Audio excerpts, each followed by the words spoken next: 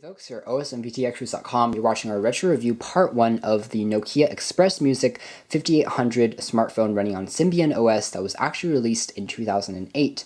This is a pretty interesting smartphone for Nokia because it marked actually one of the first touchscreen handsets that Nokia produced as a smartphone, and so it kind of ushered in the new era of Nokia before they came out with all the Lumia series, Windows phones, and Symbian devices with expensive cameras on board. This is really the first touchscreen device that they experimented with, and it was a huge runaway success for Nokia, and so it really paved the road for them along the way. And even though back then some people considered it an iPhone killer, on many facets it actually wasn't. It was still really an experimental device, and even though it offered a pretty good design, there were a lot of flaws, but it also offered a lot of features like Wi-Fi, Bluetooth, GPS, SIM card removal without having to take off the back battery, and also a micro SD card slot, a front-facing camera, and so on and so forth.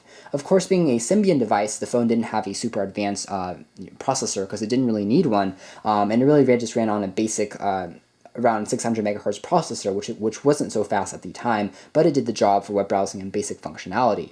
Also, the screen itself measured 3.2 inches and was a TFT display with a 800 by 480 resolution, which is pretty good. Has a nice and interesting horizontal landscape orientation to it, and it's a pretty good and bright and vibrant display, which you'll see in part 2 of this video. But something that's a little bit more bizarre is that it's actually a resistive touchscreen, but Nokia came up with this system for tapping on icons on the screen. It's very similar to the BlackBerry's short-type keyboard kind of first generation of touchscreens, where you have to tap twice on an icon to get into it, instead of tapping only once. To make sure that you want to go into somewhere, you have to tap 2 times. And this double tapping system, although it was secure, it was also kind of tedious if you plan on browsing the web, really rapidly, and it's not as responsive as a capacitive one by any means.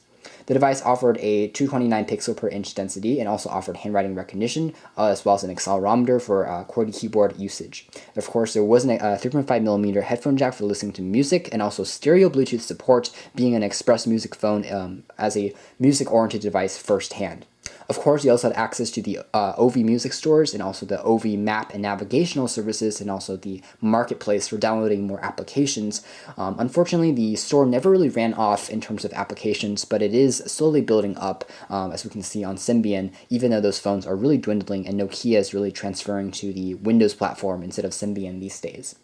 The device offers, of course, 128 megabytes of RAM, which is not so large, although 8 gigabytes of storage are on board that's included, which is really good at the time. And of course, the front-facing camera also allowed for video chatting applications like WeChat or Skype. It's a better bet. WeChat didn't come out back then. And of course, other video chatting applications using a 3G connection could be supported as well. The back camera ran on a 3.15 megapixel sensor, which is only okay, although it uses Carl Zeiss optics and autofocus along with a dual LED flash, which actually presented pretty respectable image quality, as you might expect being a Carl Zeiss lens that Nokia essentially told the companies to produce, which is pretty good. And it also shoots at VGA resolution video at 30 frames per second. Again, more specifically, the processor is 434 megahertz, Symbian version 9.4, Series 60, and you have 8 GPS on board for turn-by-turn directions, and of course Adobe Flashlight for browsing the web, so it did support YouTube videos directly from the web browser, which is kind of nice. Colors came in this black version, the red version, and the blue version. There was also a TV out function, of course a voice recorder, basic office editing documents, and the device was not so heavy either. It's actually a pretty lightweight phone, coming in only about 3.84 ounces or so. So it's extremely lightweight for a touchscreen handset of these dimensions. Taking a closer look at the design of the phone, you can see the back is dominated by this nice ripple pattern. It's also a soft touch material dominated by a silver ring of metal on the camera. It makes for a pretty stylish design overall that you can actually customize. There's also a stylus port on the back of the unit. The left-hand side of the product offered 2 ports for you to swap out the SIM card that's aforementioned, and also the micro SD card. And it's pretty nice that these can be hot swapped during any turn. As an unlocked phone, the Xpressmusic 5800 series was actually retailing for around $400 when it was originally released, which is quite expensive in today's standards. The bottom device features a pry hole for the battery cover, and the right-hand side features a on-off hold switch, also a dedicated camera shutter key, which is pretty tactile, and also a dedicated volume rocker that's a little bit small and cramped for our tastes. The top of the unit features a charging port for the USB and also for connecting to a computer. and I believe it was actually a micro USB already, so Nokia was pretty fast to adapt to the new standard at the time.